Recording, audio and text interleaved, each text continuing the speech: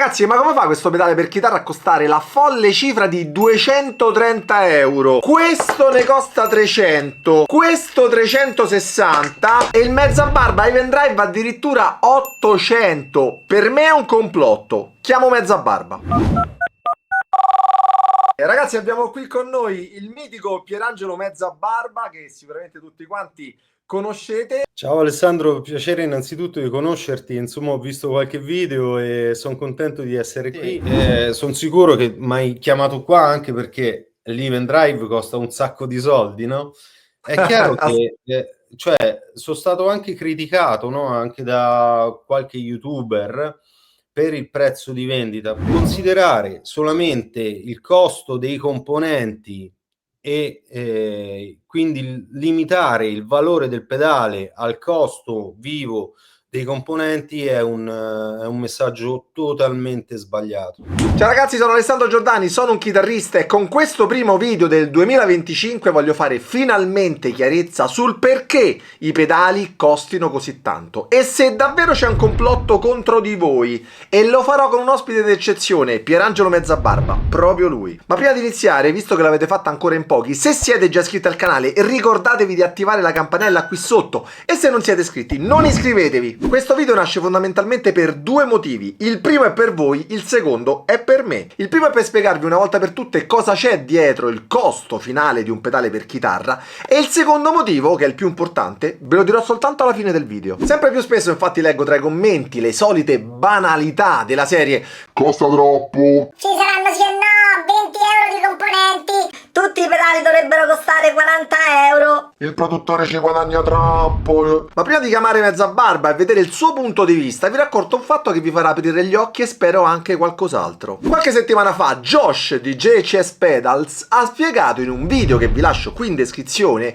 quali sono i costi della realizzazione, della distribuzione e della vendita di un pedale per chitarra, come ad esempio il Morning Glory, il loro pedale più venduto e che ho recensito qui sul canale. Guardate quindi questo schema e per praticità facciamo l'equivalenza dollaro-euro. Il concetto che dovete capire è che alla base di quasi tutto il mercato dei pedali per chitarra e non solo c'è un modello chiamato B2B, ossia business to business. Praticamente chi produce pedali per il 95% non vende direttamente al consumatore finale, ma passa per un distributore ufficiale, un dealer, soprattutto se vuole vendere in un altro stato o su larga scala. Per cui su un pedale da 230 euro come questo, chi lo realizza non guadagna di certo quella cifra. Allora Pierangelo, io ti ho invitato, mi fa molto piacere che tu sia qui e l'ho fatto principalmente perché sei comunque il top secondo me in Italia, un nome conosciutissimo in tutto il mondo e quindi chi meglio di te può spiegarci come funziona. Diciamo la nascita di un pedale ha sempre una genesi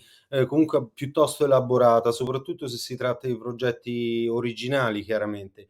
Quindi va tenuto conto, insomma, che ci vuole un sacco di tempo per evolverlo e per progettarlo, ma ovviamente ci vuole anche una competenza particolare, insomma, e quella va considerata nel momento in cui si elabora un progetto. Io sono sempre partito perché sono un chitarrista come te, come i tanti, insomma, che ci seguono. Sono sempre partito dal presupposto che io sono, diciamo, soddisfatto, consapevole, convinto di poter spendere, che ne so, 200 euro per un pedale o 300 euro per un pedale per ottenere quel suono, per avere quel suono come mio. Io non ho problemi a spendere quei 200 euro, quei 300 euro e non vado a fare il conteggio di quanto tempo ovviamente è stato necessario per la progettazione, qual è il costo della componentistica e così via. Ho sempre considerato che nel momento in cui io acquisto un suono, io pago per quel suono. Quindi nel momento in cui acquisto, per esempio, un pedalino Soldano, no? Come quelli che stanno facendo tuttora, insomma, io sono un grande fan della Soldano, insomma, soprattutto da prima che lo acquistasse Boutique Amp Distribution.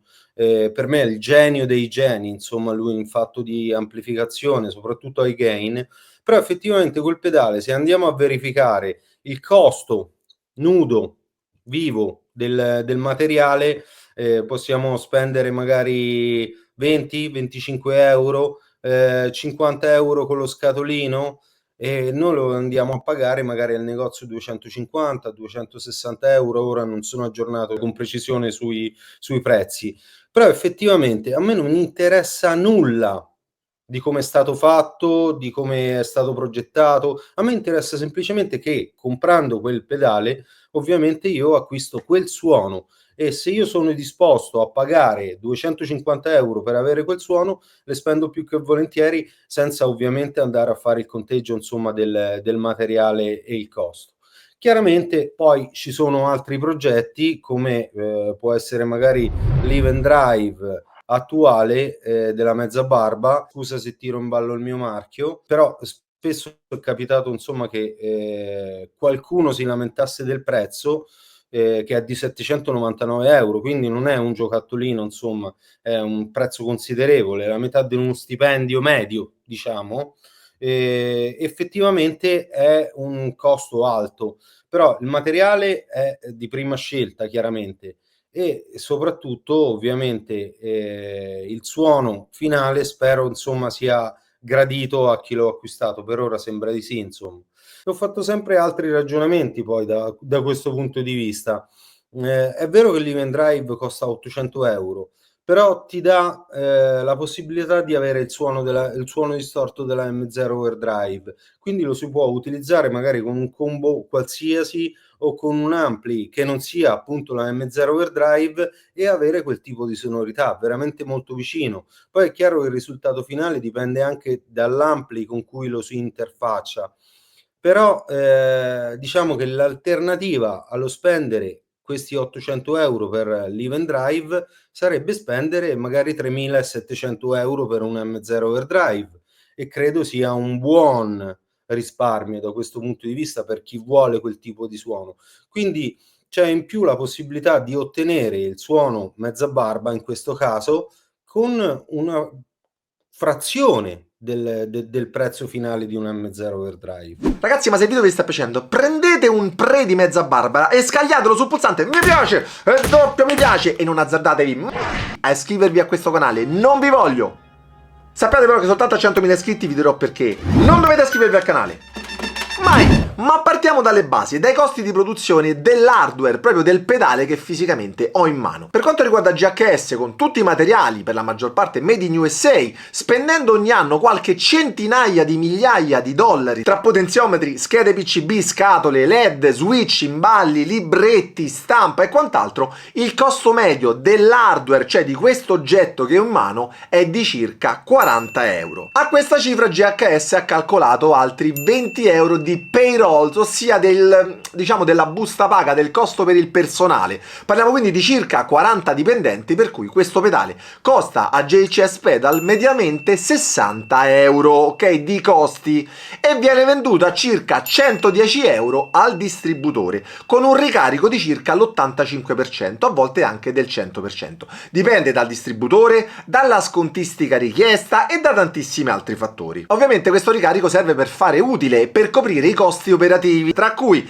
affitti, assicurazione, macchinari, bollette della luce, del riscaldamento, computer, software, tasse, riparazioni, tasse doganali, commissioni bancarie sulle transazioni, spese legali, commercialista, ricerca e sviluppo per creare un nuovo pedale, gli stampi per realizzare tutti i case, più il costo del business, perché mettersi in gioco, provare a buttarsi nel mercato ha sempre un costo. Quindi il distributore lo paga a JHS circa 110 euro e mediamente ricarica circa un 50% su quel costo, vendendolo al negozio a circa 165 euro. Per cui un ricarico del 50% serve a coprire tutte queste spese, e dalle immagini che potete vedere che ho girato da Thomann vi rendete conto di cosa vuol dire essere un distributore. Arriviamo quindi al negozio che lo acquista a 165 euro dal distributore. A questo prezzo aggiungiamo il margine di guadagno del negozio, che è di circa un 41%, ma in quella cifra, ragazzi, c'è da calcolare l'IVA, che in Italia è il 22%. Considerando poi che i costi operativi del negozio per mantenere aperta la baracca sono di circa il 10%, il guadagno su questo pedale è di circa il 10%, su cui ovviamente ci paga le tasse. Per cui alla fine della fiera un pedale che costa 60 euro, per realizzarlo proprio fisicamente, voi lo pagate 232 euro. Ad oggi E state sicuri che nessuno vi sta fregando, semplicemente funziona così, è il modello di business. Che ne pensi? Assolutamente d'accordo, Alessandro, nel senso che ovviamente lavoriamo poi in Italia, in particolare, insomma, in uno stato che non agevola l'impresa privata e quindi chiaramente siamo soggetti a tassazione molto alta. Non consideriamo quello, però effettivamente c'è un 22% di IVA che idealmente dovremmo togliere, non, insomma, dal prezzo finale del pedale. In più ovviamente c'è da considerare il costo della manodopera. Inoltre, nel momento in cui si va in mano a un distributore, il distributore chiede degli sconti che possono arrivare al 55-60% su quello, e non sto parlando di me stesso, sto parlando della media ovviamente dei distributori mondiali, 55-60% su quello che è il prezzo finale, perché il distributore poi provvederà ovviamente alla comunicazione, al branding, al marketing, insomma, sia del brand stesso, insomma, sia della compagnia che lo produce, sia ovviamente per quanto riguarda il prodotto stesso. Poi chiaramente il distributore ha una rete di distribuzione che dovrà rifornire, e i negozi prendono la loro fetta, che è un 25-30%, quindi dobbiamo considerare tutti questi fattori nel prezzo finale. Considerare solamente il costo dei componenti e quindi limitare il valore del pedale al costo vivo dei componenti è un messaggio totalmente sbagliato.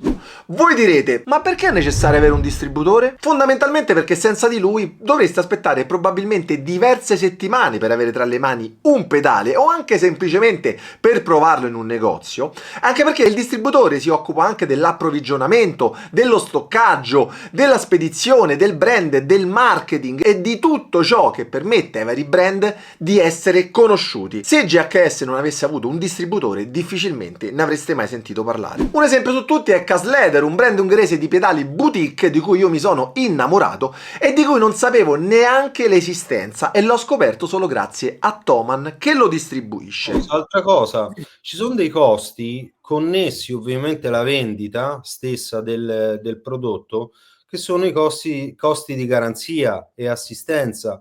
Per qualsiasi cosa succeda, ovviamente nel caso di garanzia classica sei legato almeno un paio d'anni, insomma, a intervenire gratuitamente sul prodotto. Quindi chiaramente consideriamolo anche questo.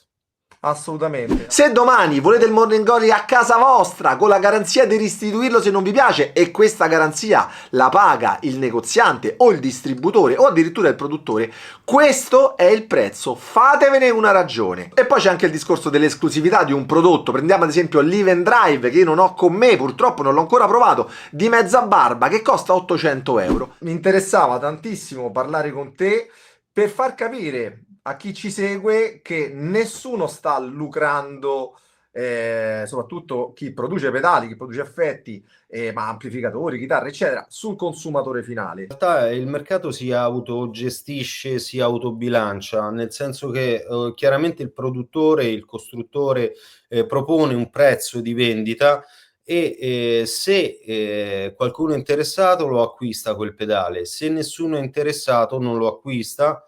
E chiaramente, insomma, se il pedale è buono poi andrà avanti, cioè se il prodotto è buono andrà avanti. Quindi sparare, per dire, un prezzo per un pedale che costa, non so, 500 euro, mettiamo, è chiaro che se i primi che sono disposti ad acquistarlo poi sono insoddisfatti, girerà presto la voce e chiaramente quel pedale non venderà più, cioè non venderà più a 500 euro, quindi necessariamente il prezzo dovrà scendere a 300 euro, 350 e così via. Però nel momento in cui c'è un'offerta da parte di un costruttore e c'è una domanda che risponde degnamente, insomma, al prezzo proposto dal produttore, il problema non lo vedo, nel senso che nel momento in cui il mercato non è interessato all'acquisto di quel prodotto, chiaramente quel prodotto sparirà. Certo, d'accordissimo. Quindi il mercato si autoregola. Assolutamente. E chiaramente sono sicuro che mi hai chiamato qua anche perché l'Event Drive costa un sacco di soldi, no? È chiaro che cioè, sono stato anche criticato, no? Anche da qualche YouTuber per il prezzo di vendita. Prima cosa è stato accostato a degli overdrive tradizionali, insomma, come fosse insomma un overdrive a operazionali o comunque diciamo tecnologia a stato solido. È chiaro che in questo caso non si ha a che fare con un tube driver che è comunque un classico overdrive con in più la valvolina. In questo caso ovviamente si ha una sezione preamp come si ha all'interno di un amplificatore e diciamo il segnale è generato totalmente insomma e è trattato totalmente dalle valvole e chiaramente la situazione è completamente differente.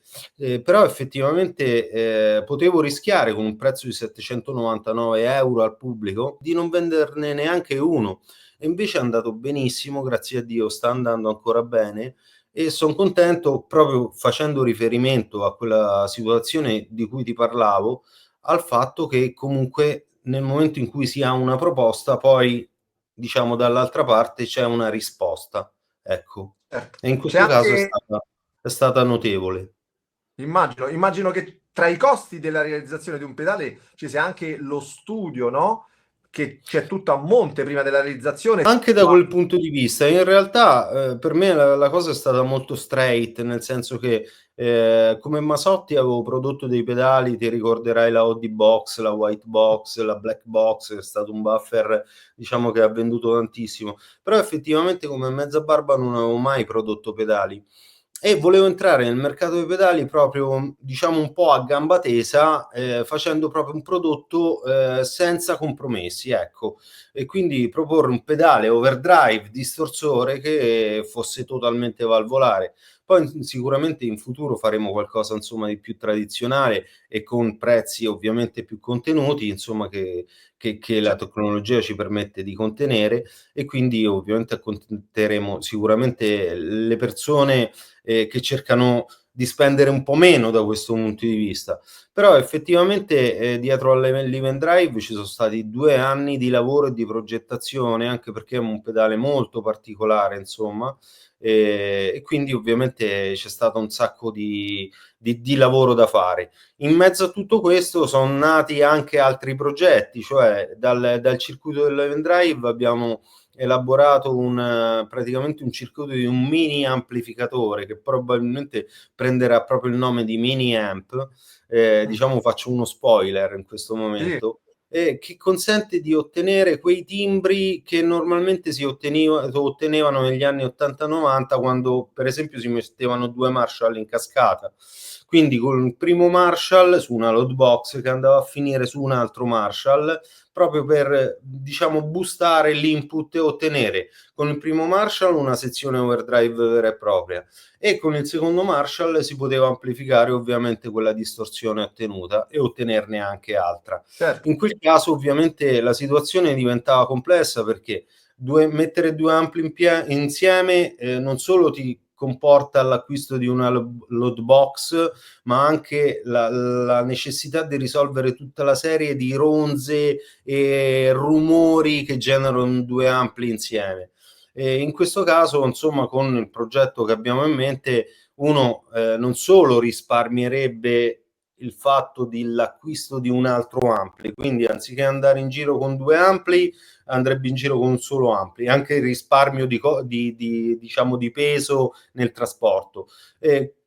Non si deve comprare una load box, non deve risolvere tutti quei problemi di ronza, quindi idealmente anziché spendere per dire 2.500 euro per un altro ampli più load box per pompare il secondo ampli, magari spende molto meno portando in giro semplicemente uno scatolotto di questo tipo completamente valvolare che fa la stessa identica cosa.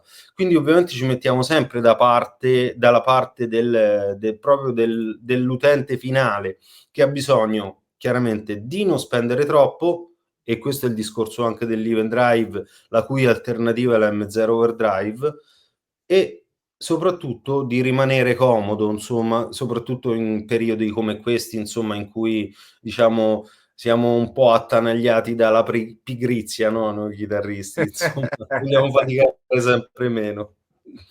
Hai ragione, hai ragione. Senti, quindi nel 2025 lo vedremo questo nuovo prodotto? È probabile, è probabile. Probabile. Bene, allora ti verrò a trovare Magari. e mi farebbe molto piacere, così provo insomma un po' della tua strumentazione dal vivo. Volentierissimo, guarda Va Alessandro. bene. Allora, Pierangelo, grazie, grazie mille per questa ospitata, veramente sono molto contento e speriamo finalmente di aver fatto un po' di chiarezza in questo mondo dei pedali e degli effetti.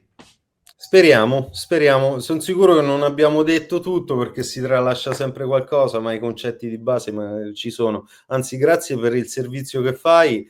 Seguo tantissimo il tuo canale, è veramente bello. Complimenti. Grazie, grazie Pierangelo e speriamo di vederci presto allora. Grazie, ciao. Ciao. Ragazzi, come potete immaginare, il discorso è ancora più complesso, anche perché spesso si lavora su dinamiche finanziarie, sui cambi di valuta, su politiche specifiche in base al mercato americano, in base al mercato europeo, e da lì si definisce il costo finale. Io nel mio piccolo spero di avervi dato un'infarinatura di come funzioni a grandi linee proprio il mercato, in questo caso specifico, dei pedali per chitarra, e ora vi rivelo il secondo motivo per cui ho realizzato questo video, spendendoci molto tempo. Il motivo è avere finalmente un video esplicativo sul mio canale, così che il prossimo di voi che si azzarda a dire che un prodotto che recensisco è troppo caro, la mia risposta sarà semplicemente un copia e incolla del link a questo video. E basta con quelle serie TV! E se volete un consiglio, guardatevi questo video. Ciao ragazzi, buona musica!